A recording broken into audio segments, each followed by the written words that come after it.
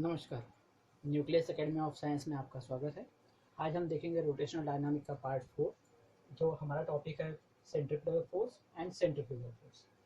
ये क्या होता है इसके बारे में हम देखेंगे और ये किस तरीके से काम में आता है और किस तरीके से अप्लाई होता है वो देखेंगे, और इसके ऊपर हम डेली लाइफ के एग्जाम्पल देंगे जाकि आपको अच्छे तरीके से समझ में आ जाए। तो सेंट्रीफ्यूगल फोर्स को हम पार्टिकल लेवल पे देखेंगे। हम जो भी चीज जो सर्कुलर मोशन परफॉर्म करती है उसे पॉइंट मास मान के चलेंगे। क्या मान के चलेंगे? Point mass. तो मान लीजिए यहाँ पे एक पार्टिकल है जिसका मास m है, ठीक है। ये रोटेशनल मोशन परफॉर्म कर रहा है, मतलब सर्कुलर मोशन परफॉर्म कर रहा है। सॉरी, ये क्या कर रहा है? सर्कुलर मोशन परफॉर्म कर रहा है। ये क्या हो गई? इसकी लीनियर वेलोसिटी, इसे टेंजेंशियल वेलोसिटी भी कहते हैं, हम इसके पहले भी देख चुके हैं। तो यहाँ पे क्या हो रहा है? आपको क्या दिखाई दे रहा है कि यहाँ पे इसका वेलोसिटी का डायरेक्शन बार बार चेंज हो रहा है। इसके वेलोसिटी का डायरेक्शन क्या हो रहा है? चेंज हो रहा है। मान लेते हैं यहाँ पे इसका जो मैग्नीट्यूड है वेलोसिटी का, वो मान लो कांस्टेंट है। वो क्या है? मान लो कांस्टेंट है। अब कांस्टेंट है और यहाँ पे वेलोसिटी बार बार चेंज हो रही है। तो ये कहाँ पे देखा था हमने? इसके पहले वाले थर्ड वीडियो में हमने देखा था कि यहाँ पे हमको सेंट्रीपिटल एक्सेलरेशन मिल रहा है। यहाँ पे जो एक्सेलरेशन मिल रहा है चेंजिंग वेलोसिटी के कारण, यहाँ पे वेलोसिटी का डायरेक्शन चेंज हो रहा है, उसके कारण हमको यहाँ पे जो एक्सेलरेशन मिलता है वो एक्सेलरेशन को हम सेंट्रीपिटल एक्सेलरेशन कहते हैं, और उसका जो डायरेक्शन होता है toward the centre of the circle होता है, ठीक है। इसके पहले हम देख चुके हैं, बराबर है। तो हमको क्या मिलेगा? यहाँ पे सेंट्रीपिटल एक्सेलरेशन मिलेगा। अब इस सेंट्रीपिटल एक्सेलरेशन का फॉर्मूला क्या है? ठीक है, हमने इसके पहले भी इसका फॉर्मूला देखा हुआ है, ठीक है। तो ये सेंट्रीपिटल का फॉर्मूला क्या होगा? सेंट्रीपिटल एक्सेलरेशन का जो फॉर्मूला होगा हमने इसके पहले भी देखा हुआ है। क्या होता है सेंट्रीपिटल एक्सेलरेशन का फॉर्मूला? v²/r। और इसके अलावा कौन सा फॉर्मूला होगा और सेंट्रीपिटल एक्सेलरेशन का? वो भी हमने देखा था। यहाँ पे होगा सेंट्रीपिटल एक्सेलरेशन का फॉर्मूला r/ω², ये रहेगा, ठीक है। तो अब इंपॉर्टेंट चीज, सेंट्रीपिटल फोर्स क्या होता है? यहाँ पे तो हमने सेंट्रीपिटल एक्सेलरेशन के बारे में जाना। अब इंपॉर्टेंट चीज है कि अगर यहाँ पे सेंट्रीपिटल एक्सेलरेशन लग रहा है, वेलोसिटी लग रहा है, यहाँ पे एक पार्टिकल घूम रहा है, सर्कुलर मोशन परफॉर्म कर रहा है, मतलब यहाँ पे कोई ना कोई फोर्स है। वो कोई ना कोई फोर्स है, वो फोर्स यहाँ पे अप्लाई हो रहा है इस पार्टिकल के ऊपर, इसलिए इसके ऊपर वेलोसिटी भी अप्लाई हो रही है और सेंट्रीपिटल एक्सेलरेशन भी हमको मिल रहा है। तो फोर्स मतलब क्या? वो फोर्स मतलब सेंट्रीपिटल फोर्स। आइए देखते हैं।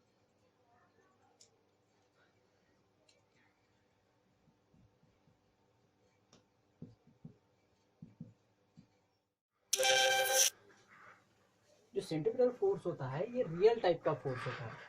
ये फोर्स हम एक्सपीरियंस कर सकते हैं, ठीक है। मान लीजिए यहाँ पे कोई बंदा है,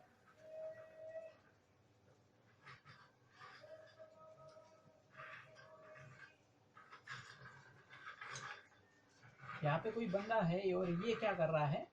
किसी स्टोन को थ्रेड से बांध के, किसी स्ट्रिंग से बांध के इसको घुमा रहा है। अब घुमा रहा है तो यहाँ पे एक फोर्स महसूस होगा जो जिसका डायरेक्शन टुवर्ड द सेंटर रहेगा। एक फोर्स महसूस होगा जिसका डायरेक्शन टुवर्ड द सेंटर रहेगा, ठीक है। ये फोर्स कौन सा होता है मैं आपको बताऊंगा। अलग अलग टाइप के फोर्स होते हैं, 11th में हमने पढ़ा है, और इसके भी पहले पढ़ा है। Gravitational force, normal force, friction force, अलग अलग प्रकार के फोर्स यहाँ पे होते हैं, जिसके बारे में हमने पहले भी देखा हुआ है और 11 में पढ़ा हुआ है। अब यहाँ पे ये कौन से प्रकार का फोर्स है उसके बारे में हम देखेंगे, ठीक है। ये जो है इसका जो डायरेक्शन होता है टुवर्ड द सेंटर होता है। इसकी डेफिनेशन क्या बनेगी?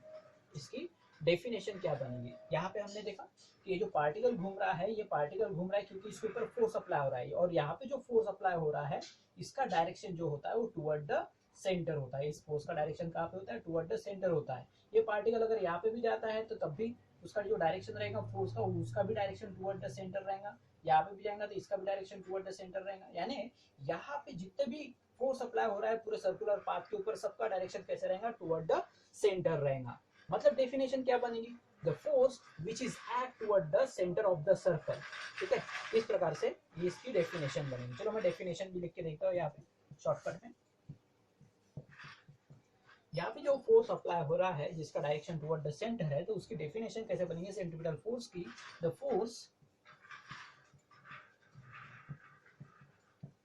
which is act on the particle, the force which is act on the particle is directed toward the center of the circle is called centripetal force.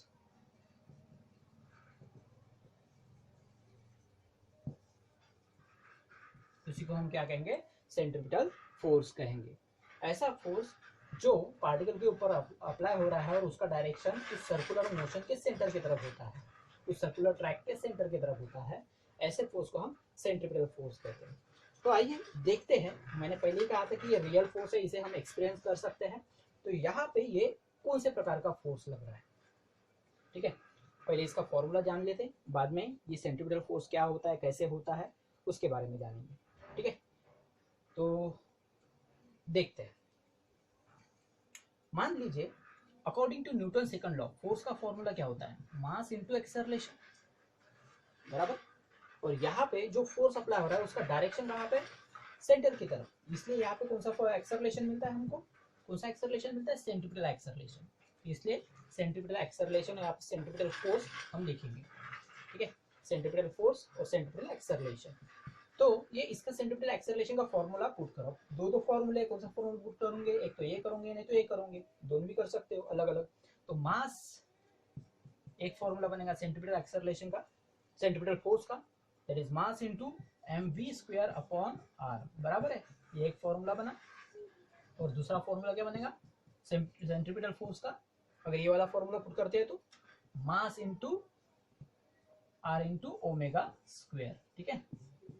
Unit आपको पता ही है Newton, क्योंकि Newton ने डिस्कवर किया है force के बारे में, इसलिए यूनिट हमेशा न्यूटन ही लेंगे। अब ये जो फोर्स होता है ये टेंशन टाइप का फोर्स होता है। यहाँ पे जो थ्रेड होती है स्ट्रिंग, उस स्ट्रिंग के ऊपर क्या होता है? तनाव आता है। जब ये स्टोन घूमेगा तो उसके ऊपर एक तनाव आता है, उसे टेंशन कहते हैं। तो ये फोर्स जो है वो टेंशन प्रकार का फोर्स है, ठीक है। एक्चुअल में सेंट्रीपिटल नाम का कोई फोर्स नहीं होता, सेंट्रीपिटल नाम का कोई फोर्स होता ही नहीं, ठीक है। फोर्स का कोई नाम सेंट्रीपिटल होता ही नहीं है। फोर्स जो होता है ये अलग अलग टाइप के होते हैं। टेंशन वाला फोर्स हो गया, उसके बाद ग्रेविटेशनल फोर्स हो गया, फ्रिक्शनल फोर्स हो गया, इस प्रकार के फोर्स होते हैं। लेकिन ये सेंट्रीपिटल, ये फोर्स कभी नहीं आता।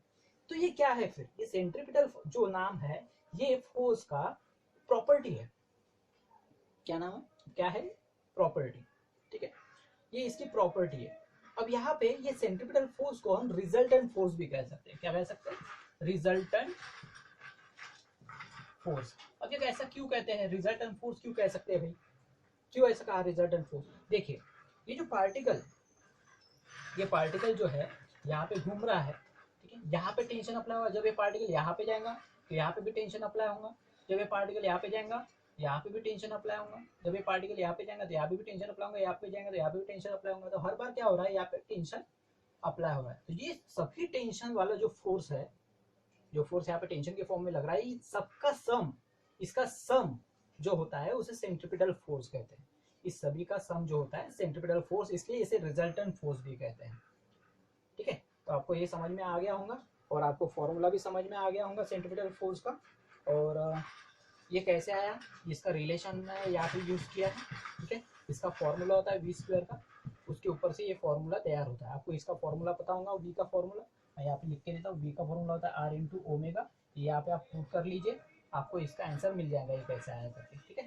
v² है इसलिए यहाँ पे r² इंटू ओमेगा स्क्वायर आएगा, r कैंसिल हो जाएगा, तो ये फॉर्मूला यहाँ पे तैयार होगा, ठीक है। आप इसे नोट डाउन कर लीजिए। आगे बढ़ते हैं, आगे नेक्स्ट टॉपिक देखते हैं सेंट्रीपिटल फोर्स के बारे में, थोड़ा सा और जो बेसिक बचा हुआ है उसके बारे में, ठीक है। आप इसे लिख लीजिए। आइए अब हम देखते हैं सेंट्रीफ्यूगल फोर्स के बारे में।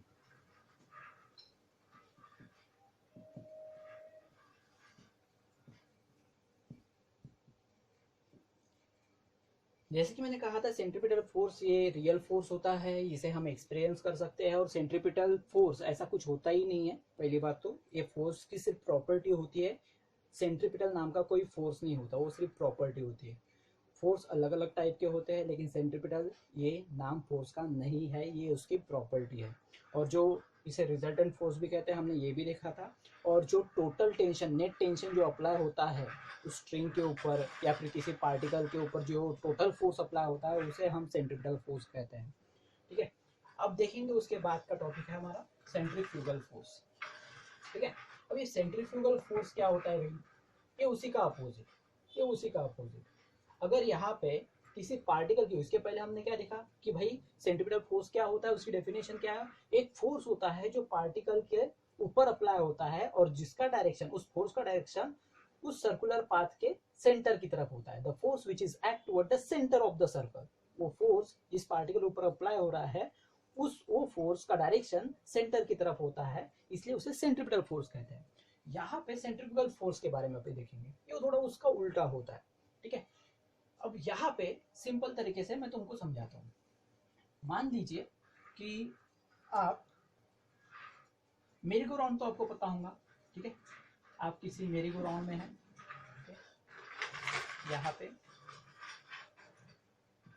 मैं यहाँ पे स्टैंडिंग कर लेता हूँ किसी बंदे को। ठीक है, यहाँ पे कोई बंदा है,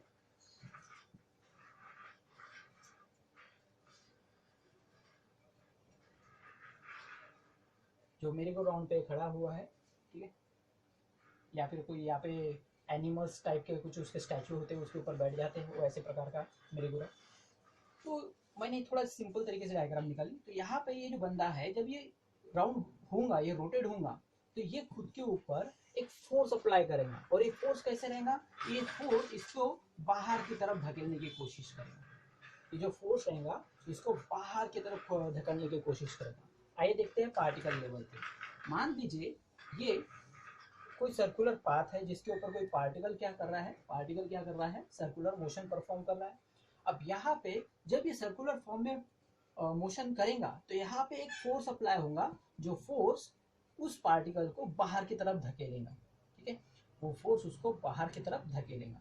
अब इसके पहले हमने एक एग्जांपल लिया था कि एक बंदा है जो एक स्ट्रिंग बांधा हुआ है स्टोन को, और उसको ऐसे रोटेट कर रहा है, ऐसे रोटेट कर रहा है। मान लीजिए वो टूट जाता है, टूट जाता है, तो वो स्टोन कहाँ पे जाएगा, वो स्टोन बाहर की तरफ जाएगा। क्या अंदर की तरफ आएगा? नहीं, रोटेट होते हुए अगर टूट गया तो वो बाहर की तरफ जाएगा। तो बाहर की तरफ जा रहा है मतलब उसके ऊपर एक बाहर की तरफ फोर्स अप्लाई हो रहा था, इसलिए बाहर की तरफ जा रहा है। ठीक है, तो उस फोर्स को हम सेंट्रीफ्यूगल फोर्स कहेंगे। उस फोर्स को हम क्या कहेंगे? Centrifugal force. ठीक है, जिसका direction away from the centre होता है। उस फोर्स का डायरेक्शन कैसा होता है? अवे फ्रॉम द सेंटर होता है। ठीक है, उस फोर्स का डायरेक्शन कैसा होता है? अवे फ्रॉम द सेंटर होता है, इसलिए इसे सेंट्रीफ्यूगल फोर्स कहते हैं। इसलिए इसको हम सेंट्रीफ्यूगल फोर्स कहते हैं। पहले इसकी डेफिनेशन जान लेते हैं और उसके बाद मैं इसको आपको डिटेल में समझाता हूँ। ठीक है, एग्जाम्पल देके। डेफिनेशन क्या होनी चाहिए इसकी? The force which is act on the particle is directed away from the center of circle. Directed away from the center of circle is called centrifugal force. Is called centrifugal force. ठीक है, तो ये इसकी definition होगी, ये इसकी definition होगी। अब इसको एक अच्छी तरीके से एक्सप्लेन करके देखते हैं। यहाँ पे आपको पहले समझना पड़ेगा कि ये कौन से फ्रेम में होता है, कि इनर्शियल फ्रेम में होता है कि नॉन इनर्शियल फ्रेम में होता है। अब इनर्शियल और नॉन इनर्शियल फ्रेम क्या होता है, इसके 11th में मैंने इसके बारे में बताया था, लेकिन मैं एक बार फिर से थोड़ा सा शॉर्टकट एग्जांपल देके आपको समझा देता हूँ। इनर्शियल फ्रेम और नॉन इनर्शियल फ्रेम मतलब क्या, और बाद में इसके फॉर्मूले के बारे में बताता हूँ। ठीक है, एक काम करते हैं, पहले इसका फॉर्मूला बना लेते हैं और बाद में मैं उसको एग्जांपल देता हूँ। ठीक है, according to Newton second law, force का फॉर्मूला जो होता है मास इनटू एक्सेलरेशन होता है, ठीक है। अकॉर्डिंग टू न्यूटन लॉ यहाँ पे जो फोर्स होता है वो कैसे होता है, मास इनटू एक्सेलरेशन। यहाँ पे जो एक्सेलरेशन होगा ये उसी तरीके से रहेगा, सेंट्रीपिटल एक्सेलरेशन ही हमको मिलेगा यहाँ पे, ठीक है। ये सेंट्रीफ्यूगल फोर्स हो गया, और यहाँ पे मास और इसकी जगह क्या रहेगा वी स्क्वायर अपॉन आर, लेकिन यहाँ पे माइनस साइन रहेगा, क्यों, क्योंकि ये फोर्स बाहर की तरफ लग रहा है, ठीक है। या फिर और एक फॉर्मूला बन सकता है यहाँ पे सेंट्रीफ्यूगल फोर्स का, ठीक है, that is minus M R omega square, ठीक है। इस प्रकार का फॉर्मूला रहेगा, ठीक है। ओके, अब देखेंगे इनर्शियल और नॉन इनर्शियल फ्रेम, ठीक है। अब इनर्शियल फ्रेम क्या होता है, ठीक है। इनर्शियल फ्रेम, और यहां पे लूंगा मैं नॉन इनर्शियल फ्रेम। अगर आपको दिख नहीं रहा होगा तो आप यहाँ पे सुन के लिख सकते हो, इनर्शियल फ्रेम और नॉन इनर्शियल फ्रेम, ठीक है। ये दो प्रकार के फ्रेम। यहाँ पे इनर्शियल फ्रेम में क्या होता है, किसी भी ऑब्जेक्ट का एक्सेलरेशन जीरो होता है, ठीक है। किसी भी ऑब्जेक्ट का एक्सेलरेशन क्या होता है, जीरो होता है। और नॉन इनर्शियल फ्रेम में क्या होता है, उसका एक्सेलरेशन जीरो नहीं होता है। अब बताइए, अब ये मेरी गो राउंड है, तो मेरी गो राउंड पे यहाँ पे क्या हो रहा है, ये इनर्शियल फ्रेम है, ये नॉन इनर्शियल फ्रेम है। देखिए इस मेरी गो राउंड का जो एक्सेलरेशन है ये नॉट इक्वल टू जीरो, मतलब यहाँ पे एक्सेलरेशन जीरो नहीं है, तो ये क्या हो गया, नॉन इनर्शियल फ्रेम हो गया। क्या हो गया ये, नॉन इनर्शियल फ्रेम। चलो एक बेस्ट एग्जांपल देखें, मैं आपको इनर्शियल और नॉन इनर्शियल के बीच का फर्क समझाता हूँ। मान लीजिए कि आप किसी ट्रेन में जा रहे हैं, ठीक है, ट्रेन मोशन में है, आप बैठे हैं और बैठे बैठे किसी बॉल को खेल रहे हैं, ठीक है। तो बॉल क्या होता है, आप बॉल को ऊपर फेंकते हो, उसी डायरेक्शन में वो नीचे आता है, ठीक है। वो बॉल आगे पीछे नहीं जाता, उसी डायरेक्शन में ऊपर जाता है, उसी डायरेक्शन में नीचे आता है। तो उस बॉल के लिए आप क्या हो गए, उस बॉल के लिए आप हो गए इनर्शियल फ्रेम, मतलब आपका एक्सेलरेशन जीरो है, ठीक है। इसलिए बॉल ऊपर जा रहा है और उसी डायरेक्शन में नीचे आ रहा है, तो आप इजीली उसी डायरेक्शन में पकड़ लेते हो, ठीक है। तो बॉल के लिए आप क्या हो गए, इनर्शियल फ्रेम, आपका एक्सेलरेशन जीरो है। लेकिन आपके लिए ट्रेन क्या हो गई, आपके लिए ट्रेन या ट्रेन के लिए आप क्या हो गए, नॉन इनर्शियल फ्रेम। क्यों, क्योंकि ट्रेन का एक्सेलरेशन वहां पे जीरो नहीं है, ठीक है। तो इस तरीके से ये एग्जांपल देके मैं आपको समझा सकता था, और ये एग्जांपल थोड़ा ध्यान में रखिए तो आपको समझ में आएगा। तो वैसे ही यहाँ पे क्या हो रहा है, ये मेरी गो राउंड घूम रहा है, तो ये बंदे के लिए वो जो फ्रेम है, इस बंदे के लिए जो फ्रेम है वो नॉन इनर्शियल फ्रेम है, क्योंकि यहाँ पे जो एक्सेलरेशन है वो नॉट इक्वल टू जीरो है, ओके। ये सारी चीजें आप लिख सकते हो, अगर आपको एग्जाम में एक्सप्लेन करने के लिए आता है तो ये सारी चीजें आप लिख सकते हो। अब मैं इसको अच्छी तरीके से एक्सप्लेन करने की कोशिश करूंगा, आप इसे नोट डाउन कर लीजिए और देखते हैं आगे, ठीक है। मान लीजिए अभी कि अगर आप मेरी गो राउंड पे खड़े हैं, ठीक है, आप मेरी गो राउंड पे खड़े हैं और आपने अपनी आंखें बंद कर ली है, ठीक है, आपने अपनी आंखें बंद कर ली है और आप एक ही जगह पे खड़े हो, आप एक ही जगह पे खड़े हो, आप इधर उधर नहीं मूव कर रहे, आप मेरी गो राउंड पे खड़े हैं, आपने अपनी आंखें बंद कर ली है और आप एक ही जगह पे खड़े हो, और वो जो मेरी गो राउंड है वो यूनिफॉर्म स्पीड में है। कैसा है, यूनिफॉर्म स्पीड में, ठीक है। तो वहां पे आपको कंसिडर करना जरूरी है कि आप रेस्ट में क्यों है, ठीक है। आपको वहां पे कंसिडर करना जरूरी कि आप रेस्ट में क्यों है। आप रेस्ट में ऐसा महसूस होगा कि आप रेस्ट में हो, ठीक है, आप रेस्ट में हो, आपको ऐसा महसूस होगा, लेकिन वहां पे एक फोर्स अप्लाई होता है, ठीक है। अब उसका जो फोर्स अप्लाई होता है, आप रेस्ट में हो, आपने आंखें बंद कर रखी है, तो आपको ऐसा फील होगा कि आप रेस्ट में हो, बराबर है। लेकिन ऐसा क्यों फील हो रहा है ये आपको सोचना पड़ेगा, सोचिए आपको ऐसा क्यों लग रहा है कि आप रेस्ट में हो आंखें बंद करने के बाद। चलो देखते हैं, आपको ऐसा इसलिए महसूस होगा कि यहाँ पे आपके ऊपर दो प्रकार के फोर्स अप्लाई होंगे, ठीक है, और वो उनका दोनों का मैग्नीट्यूड इक्वल होगा। एक फोर्स रहेगा जो बाहर की तरफ लगाएगा और एक फोर्स जो रहेगा वो अंदर की तरफ लगेगा।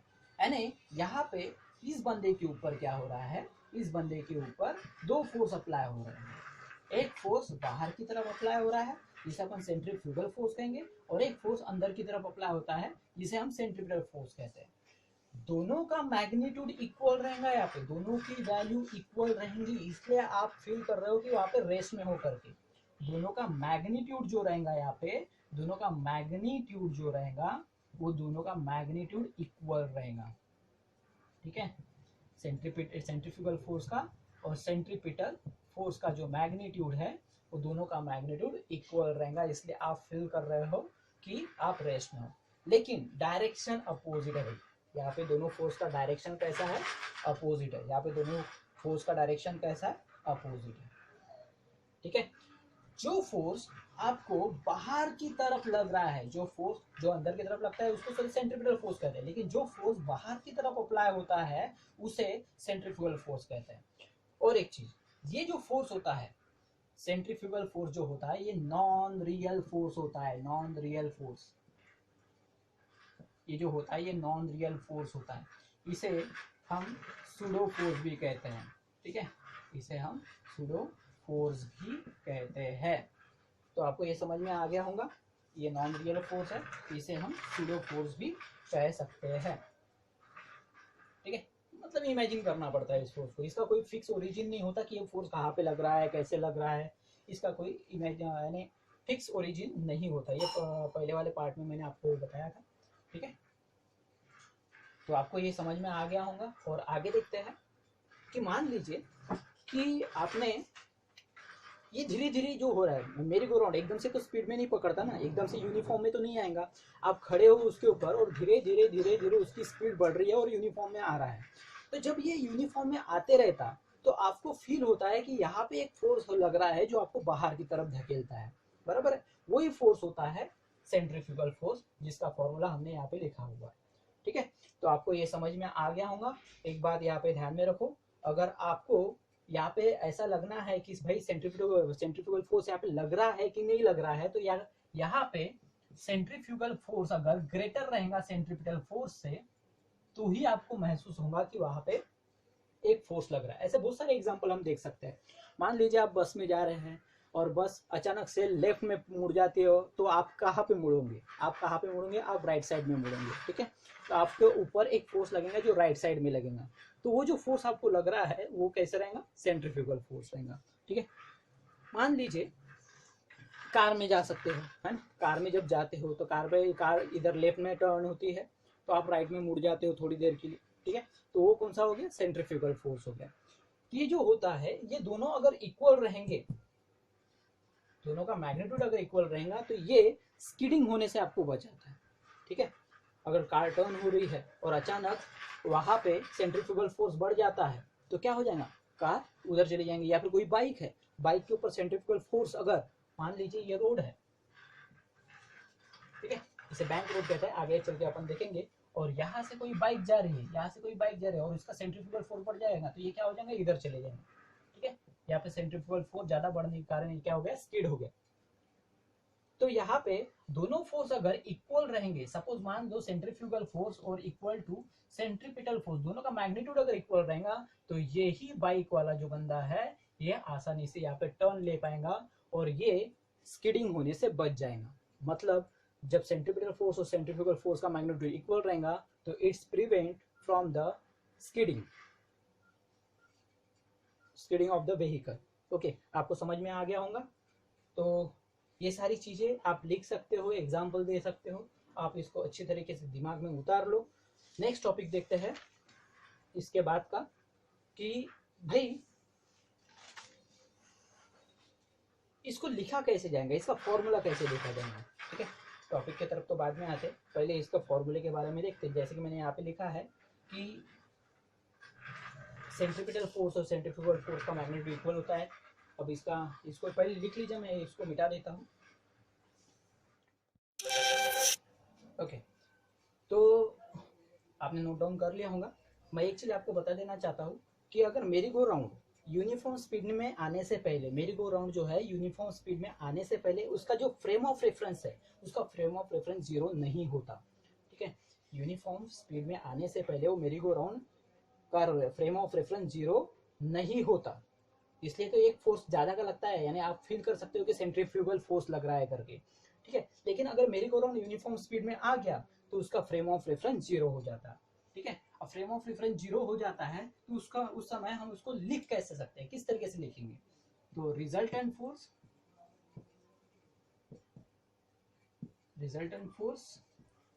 Is equal to centrifugal force. मैंने आपको पहले ही बताया है, क्या बताया था कि रिजल्टेंट फोर्स यानी क्या, सेंट्रीपिटल फोर्स होता है, ठीक है। तो यहाँ पे फॉर्मूला लिखेंगे, ठीक है। ये क्या होता है, सेंट्रीपिटल फोर्स होता है, ठीक है। यहाँ पे इसका फॉर्मूला लिख लेते। ये क्या होता है, ये अलग अलग जगह पे लगने वाला, अलग अलग जगह पे, मैं यहाँ पे दिखा देता हूँ, अलग अलग जगह पे रखने वाला, यहाँ पे क्या होता है, ये रिजल्टेंट फोर्स होता है। ये क्या होता है, अलग अलग जगह पे रखने वाला ये रिजल्टेंट फोर्स होता है। तो ये all summation of real force, ये सभी के सभी रियल फोर्स होते हैं। तो summation of real forces, summation of real forces is equal to centrifugal force. Centrifugal force का फॉर्मूला क्या है भाई, minus M R omega square, ठीक है। ये हो गया, इसको इधर ले क्या, तो क्या हो जाएगा, M R omega square plus summation of all real forces equal to zero.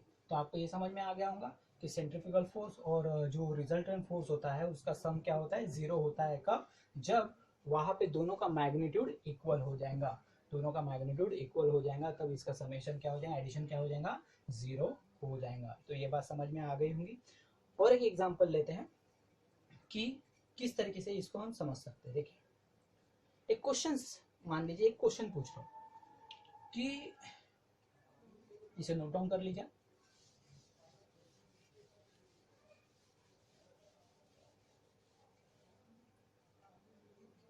तो देखिए मान लीजिए एक स्प्रिंग है, ठीक है, हमारे पास एक स्प्रिंग है, एक स्प्रिंग है, और यहाँ पे आपने कोई पॉइंट मास यहाँ पे आपने एक एंड पे अटैच कर दिया, ठीक है। अब क्या करना है आपको, इस स्प्रिंग को आधे में से, इस स्प्रिंग को आधे में से स्ट्रेच करना है, स्ट्रेच करना है। अब स्ट्रेच करने के बाद कैसे दिखेगा ये, आधे में से आपने स्ट्रेच कर दिया, आधे में से स्ट्रेच करने के बाद इस तरीके से दिखेगा, स्ट्रेच हुआ हुआ पार्ट, ठीक है। अब यहाँ पे आधे में से इसको पकड़ के क्या करना है, यहाँ पे पकड़िए और पकड़ने के बाद इसको रोटेट कीजिए। अब रोटेट करने के बाद क्या हो जाएगा, ये जो पॉइंट मास है, ये जो मास है, ये हॉरिजॉन्टल सर्कुलर मोशन परफॉर्म करेगा।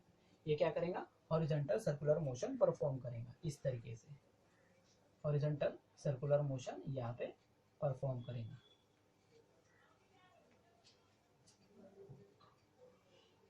हॉरिजॉन्टल सर्कुलर मोशन यहाँ पे परफॉर्म करेगा इस तरीके से, ठीक है। तो यहाँ पे पहले इस पॉइंट मास का जितना मास था, ये पॉइंट का जितना मास था, इस पार्टिकल का जितना मास था, ये रोटेट करते समय इसका मास पहले से मैक्सिमम हो जाता है, इसका मास पहले से मैक्सिमम हो जाता है, ठीक है। तो ऐसा क्यों भाई, ऐसा क्यों, इसका मास पहले से मैक्सिमम क्यों होगा, क्योंकि यहाँ पे सेंट्रीपिटल सॉरी सेंट्रीफ्यूगल फोर्स इसके ऊपर अप्लाई होता है, जो इसको बाहर की तरफ ज्यादा खींचता है। इसलिए आप महसूस करते हो कि यहाँ पे ये घूमते समय इसका मास बढ़ जाता है करके, ठीक है। तो ये वाला एग्जांपल भी आप ध्यान में रख सकते हो। चलो आगे देखते हैं, एक रियल लाइफ एग्जांपल लेते हैं और उस एग्जांपल के ऊपर देखते हैं, व्हीकल वाला एग्जांपल है, और उसके ऊपर व्हीकल के ऊपर कौन से प्रकार के फोर्स अप्लाई होते हैं, किस तरीके से सेंट्रीपिटल सेंट्रीफ्यूगल फोर्स अप्लाई होता है, उसके बारे में हम देखेंगे, ठीक है।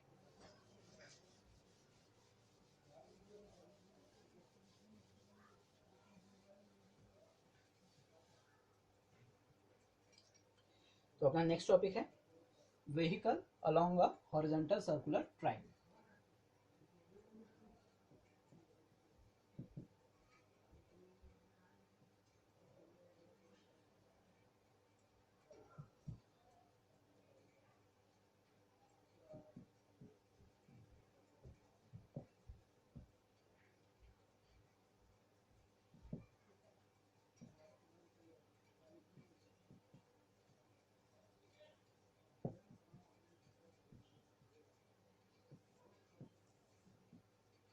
vehicle along the horizontal circular track.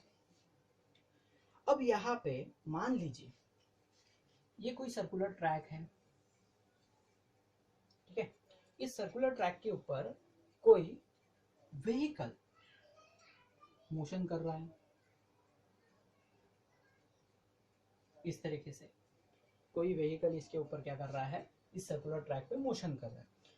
तो यहाँ पे कौन से फोर्स उसके ऊपर अप्लाई होंगे, इसके बारे में अपने को सोचना पड़ेगा, और इसका फॉर्मूला क्या बनेगा, इक्वेशन कैसे बनेगी, उसके बारे में अपने को यहाँ पे देखना है।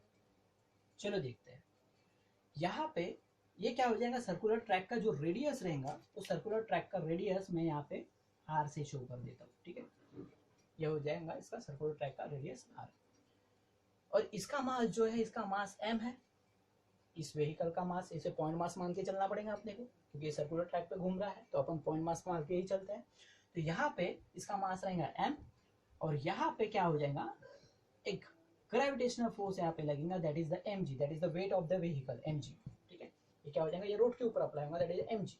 और एक नॉर्मल रिएक्शन यहाँ पे अप्लाई होता है, क्या होता है यहाँ पे, नॉर्मल रिएक्शन यहाँ पे अप्लाई होता है, ठीक है। तो ये व्हीकल के अपर वर्टिकल सरफेस के ऊपर क्या हो जाएंगे, नॉर्मल फोर्स, इसे ये भी एक प्रकार का फोर्स है, नॉर्मल फोर्स या फिर नॉर्मल रिएक्शन भी कहते हैं इसे, ये इसके ऊपर अप्लाई होगा, ठीक है। अब ये व्हीकल इस सर्कुलर ट्रैक के ऊपर चल पा रहा है, क्यों चल पा रहा है, क्योंकि यहाँ पे इस रोड और उसके व्हीकल के टायर के बीच में क्या हो रहा है, फ्रिक्शन हो रहा है, ठीक है। ये व्हीकल के टायर और रोड के बीच में क्या हो रहा है, फ्रिक्शन हो रहा है, इसलिए ये व्हीकल क्या हो रहा है, यहाँ इस ट्रैक के ऊपर प्रॉपर तरीके से चल पा रहा है, ठीक है। तो यहाँ पे इसका फ्रिक्शन फोर्स किस तरीके से रहेगा, इसका फ्रिक्शन फोर्स, इसे स्टैटिक फ्रिक्शन भी कहते हैं, ठीक है। इसका फ्रिक्शन फोर्स जो रहेगा वो टुवर्ड द सेंटर रहेगा, इसका फ्रिक्शन फोर्स कैसे रहेगा, टुवर्ड द सेंटर रहेगा, ठीक है। तो आपको समझ में आ गया होगा। तो आप क्या देख रहे हो, यहाँ पे क्या देख रहे हो कि ये जो है नॉर्मल रिएक्शन और वेट mg, ये दोनों एक दूसरे को बैलेंस कर रहे हैं। ये क्या कर रहे हैं, दोनों देखो, दोनों का मैग्नीट्यूड इक्वल है, दोनों का डायरेक्शन अपोजिट है, ठीक है। तो दोनों क्या करेंगे, एक दूसरे को बैलेंस करेंगे, इसलिए इसको हम कैसे लिखेंगे, mg इक्वल टू n, कैसे लिखेंगे, mg इक्वल टू n, ठीक है। ये हो गया एक। दूसरा, ये जो फ्रिक्शन फोर्स है, ये फ्रिक्शन फोर्स का डायरेक्शन कहाँ पे है, क्या टुवर्ड द सेंटर है, मतलब फ्रिक्शन फोर्स और सेंट्रीपिटल फोर्स ये दोनों एक ही डायरेक्शन में है, ठीक है। ये दोनों एक ही डायरेक्शन में है, मतलब ये दोनों इक्वल हो गए, ठीक है। तो यहाँ पे फ्रिक्शन फोर्स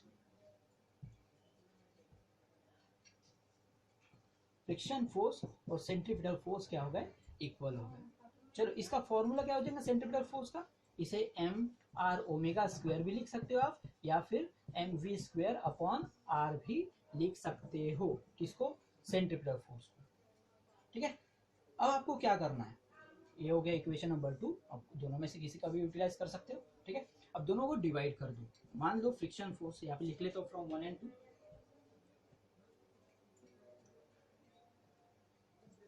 फ्रॉम 1 and 2, तो क्या हो जाएगा, फ्रॉम 1 and 2 क्या हो जाएगा,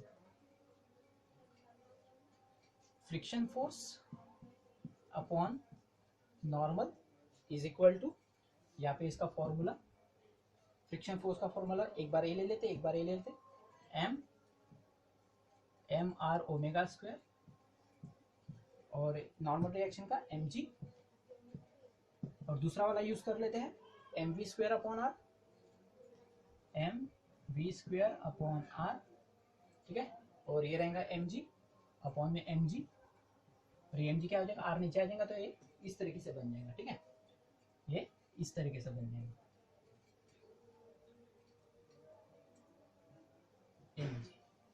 क्लियर। और यहाँ पे क्या हो गया, एम कैंसिल हो गया, एम कैंसिल हो गया, तो हमारे पास फॉर्मूला क्या बनेगा यहाँ पे,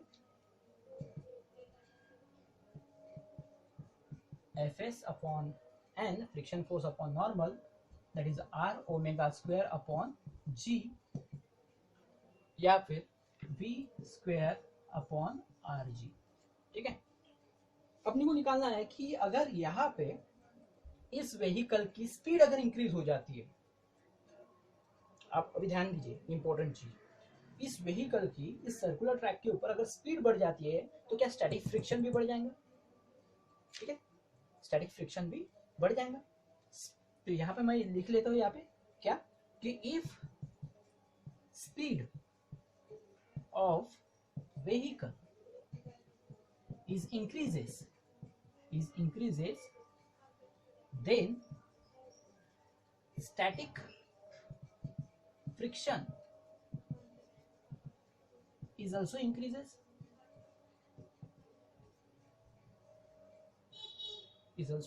स्टैटिक फ्रिक्शन भी यहाँ पे क्या हो जाएगा, इंक्रीज हो जाएगा। अब इंक्रीज हो जाएगा तो उसका फॉर्मूला क्या बनेगा, देखिए स्टैटिक फ्रिक्शन का फॉर्मूला क्या बनेगा, मैक्सिमम स्टैटिक फ्रिक्शन हो जाएगा यहाँ पे। अगर ये ज्यादा स्पीड में बढ़ेंगे, इसकी स्पीड अगर इंक्रीज हो जाती है तो यहाँ पे फ्रिक्शन भी बढ़ जाएगा।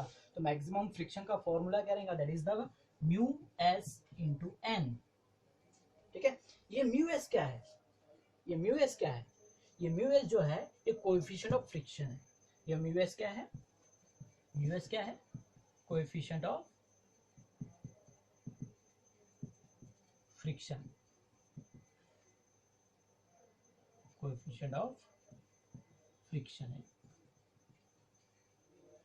तो आपको समझ में आ गया, आगे देखते हैं, ठीक है। अभी तो हमने मैक्सिमम स्पीड निकालना है भाई कि अगर ये सर्कुलर ट्रैक पे घूम रहा है तो मैक्सिमम स्पीड कितनी होनी चाहिए। अगर बहुत ज़्यादा स्पीड हो जाती है तो ये क्या हो जाएगा, उस ट्रैक से आगे चले जाएगा, सेंट्रीफ्यूगल फोर्स उसके ऊपर अप्लाई हो जाएगा। लेकिन अपने को क्या देखना है, अपन सेंट्रीपिटल फोर्स के लिए देख रहे हैं।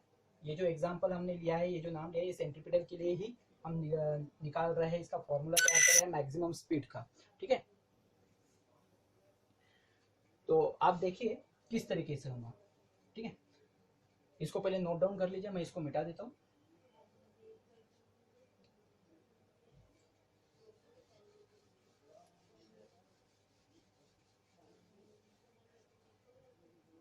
ओके, तो क्या हो जाएगा, अभी इस इक्वेशन का यूटिलाइज करेंगे, इस इक्वेशन नंबर दे देंगे 3, ठीक है। पहले हमने 2 दिए थे। अब यहाँ पे क्या हो जाएगा, ये मैक्सिमम स्टैटिक फ्रिक्शन रहेगा, ये क्या हो जाएगा, मैक्सिमम स्टैटिक फ्रिक्शन रहेगा। हमने किसकी जगह यूज कर लिया, इसके जगह यूज कर लिया है, अपॉन में एन जैसे का वैसे रहेगा। और यहाँ पे क्या हो जाएगा, ये जो म्यू एस है, ये मान लो ये इसका यूटिलाइज कर लिया हमने, इसे इक्वेशन नंबर 4 दे देते, ठीक है। इसका यूटिलाइज कर लिया हमने, देखिए ये मैक्सिमम स्टैटिक फ्रिक्शन, ये एन को इधर भेज दिया और यहाँ पे रहेगा म्यू एस। तो फ्रॉम इक्वेशन नंबर 4, ठीक है, 4 और ये इक्वेशन के ऊपर से लिखो, ठीक है, 3 और 4, तो फ्रॉम इक्वेशन 3 एंड 4,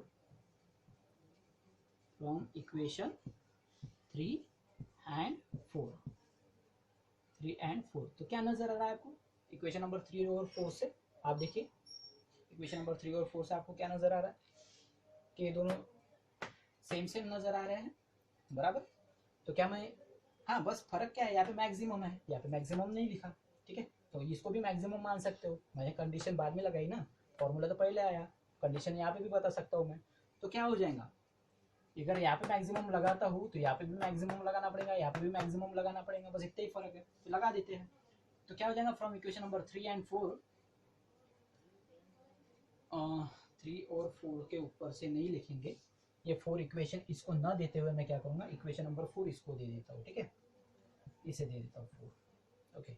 अब ठीक है, इक्वेशन नंबर 3 और 4 से क्या हो जाएगा, देखिए मैं इसके जगह क्या लिख रहा हूँ, वो वाला फॉर्मूला लिख लेता हूँ, क्योंकि मुझे मैक्सिमम स्पीड निकालनी है। तो वी स्क्वायर यहाँ पे लिखूंगा मैक्स बराबर अपॉन में आर जी, ठीक है, और यहाँ पे क्या हो जाएगा, ये म्यू एस बराबर जैसे का वैसे। तो आपको समझ में आ गया, इसकी जगह मैंने क्या लिख दिया, इसका वाला फॉर्मूला लिख लिया। यहाँ पे सिर्फ मैक्सिमम का फर्क था, इसलिए मैंने मैक्सिमम लगा दिया, क्योंकि यहाँ पे मैक्सिमम था। तो समझ में आ गया, इस आर जी को उधर लेके जाओ, ठीक है, इस आर जी को उधर लेके जाओ। तो यहाँ पे लिख लेता हूँ मैं, इसके बाद इस आर जी को मैं इधर लेके आया, ठीक है, इतना भाग आपका हो गया होगा तो मैं मिटा देता हूँ। तो क्या हो जाएगा, V max square equal to mu S R G, ठीक है, स्क्वायर रूट लेंगे तो V max equal to under root of mu S R G. तो इतनी स्पीड यहाँ पे होनी चाहिए मैक्सिमम, ठीक है, that is the maximum speed of the vehicle when which is travelling from the circular track. ठीक है, जब ये सर्कुलर ट्रैक से ट्रैवल करेगा तो उसकी मैक्सिमम स्पीड इतनी रहनी चाहिए, ये आपको ध्यान में रखना है। इसका यूनिट रहेगा मीटर पर सेकंड। तो आपको ये समझ में आ गया होगा किस तरीके से इसको लेना है। ठीक है, ऐसे बहुत सारे एग्जाम्पल भी ले सकते हैं। यही एग्जाम्पल को आप सेंट्रीफ्यूगल फोर्स के लिए भी अप्लाई कर सकते हैं। और इसके बाद और भी एग्जाम्पल है, जैसे हम डेट ऑफ फेल है, ठीक है, मौत का कुआं जिसे कहते हैं, वो वाला एग्जाम्पल भी रहेगा, उसके ऊपर भी ये अप्लाई होता है, उसका भी हम लेंगे। लेकिन आज के लिए हम इतना ही देखेंगे, क्योंकि वीडियो बहुत ज़्यादा बड़ा हो जाएगा और लंबा वीडियो आपको देखने में भी तकलीफ आएंगी और सर के ऊपर से भी जा सकता है। इसलिए आज के लिए इतना ही देखेंगे। Thank you for watching. अगर आपको ये समझ में आ गया होगा तो आप इसे लाइक कीजिए, सब्सक्राइब कीजिए और शेयर भी कीजिए। Thank you.